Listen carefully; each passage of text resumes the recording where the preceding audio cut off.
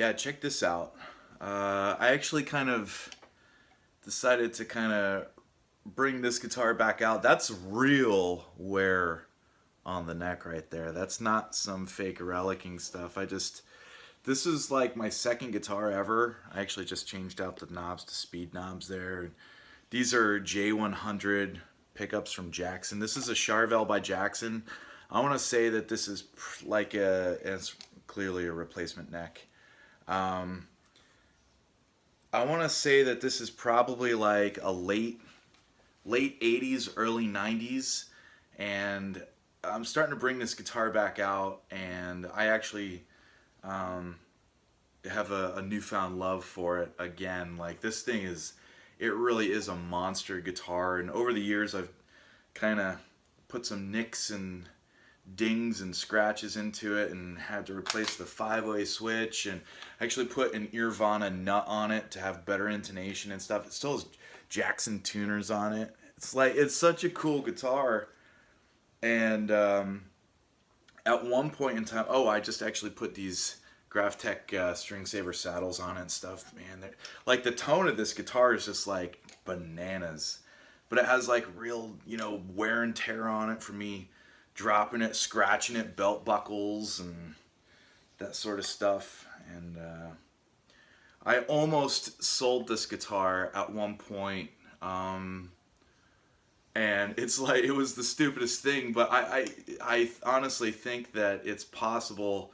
Like there's a reason why the store offered me the price that they did, because universally I'm supposed to keep this guitar. Like this is my second guitar or third guitar or whatever it was. And yeah, I do love this guitar, and it sounds really good. And I got a little Richie Sambora type star sticker on there. I think I put that on when I was like, I don't know. I cut it out from something like that. That's actually, it was something. I forget, like I had like another sticker of some sort and I cut it into the shape of a star and stuck it on there. And I absolutely love this guitar. Actually, and these letters right here, these Van Fossen letters right here, are actually like little rub and like you cut the letters out of the paper and you take a pencil and you rub the back of the paper and it transfers the letter onto whatever. And that stuff, I gotta be honest, man, it's like it's hung in there. I've done it, I've played so many shows with this thing, and it's like it's hung in there. I can't believe these letters are still on there, actually, to be honest. But I mean, the neck just feels absolutely so comfortable, and I don't know what I would consider the profile on this thing. It might be just kind of like a thin-ish C. It's kind of like a Strat shape, but maybe just slightly thinner than normal. But it's not like an Ibanez Wizard neck or anything like that. It's just thin, but it's worn in. It was a little bit glossy, but it's kind of satin now from just like playing it, and but yeah, these pickups, they're bright. They're super bright pickups, but they also have some they have some nuts behind them too. Like they just sound really good, and they're noisy. Like it's a noisy guitar. Like that's the other side of it, is that this thing is pretty pretty noisy. But yeah, and I actually the whammy bar is somewhere in a gig bag that I have somewhere around here, and it threads in.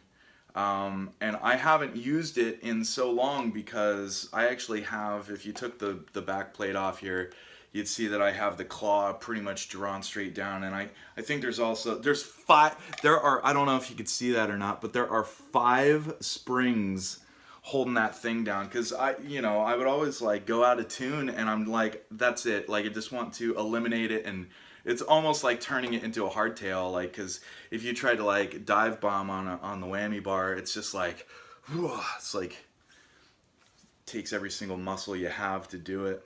But and the DiMarzio clip lock, clearly. But yeah, check this out. I mean, it's like, it's an old Charvel, and the neck I have around here somewhere.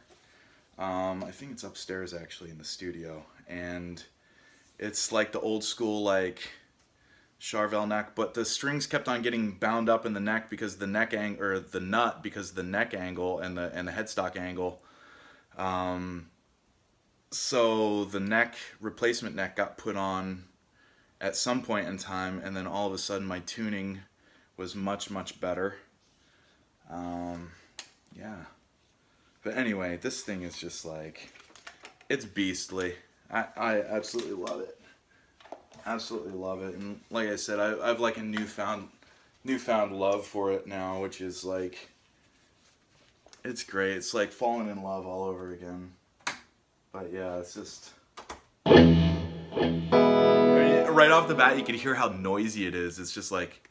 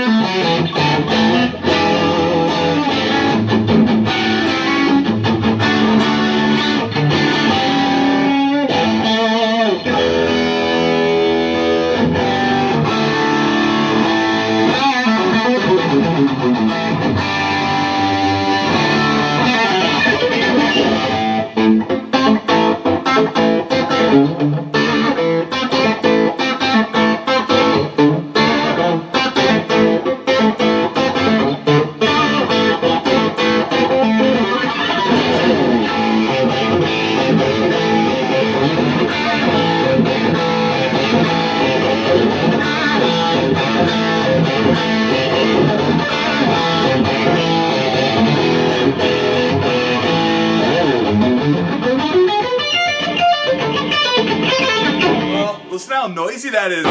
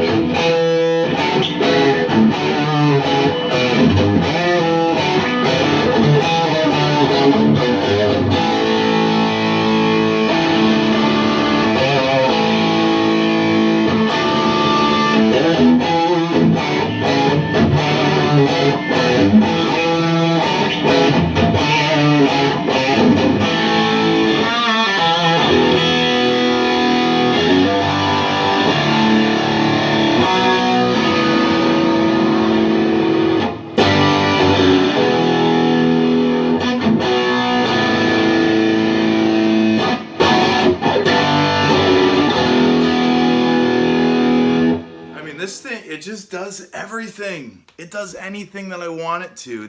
That's one of the reasons why I love this guitar. It's like it's always just had enough grunt in the pickups to, you know, if you throw a little bit more high gain at it, yeah, it's a little bit noisy, but it still holds its own against something like a humbucker. I mean, humbuckers, clearly they're a little bit darker and they have a little bit more meat to them, but for the most part, man, like this thing, I don't know, it's just really good. And underneath the pickups, by the way, there's a swimming pool route in there as well. So, you know, if I wanted to, I could actually start swapping out the pick guards for like ones loaded with humbuckers in it and that sort of thing if I wanted. So it's like this guitar like really does lend itself to being a sort of versatile machine. I've had it for years and I absolutely love this thing.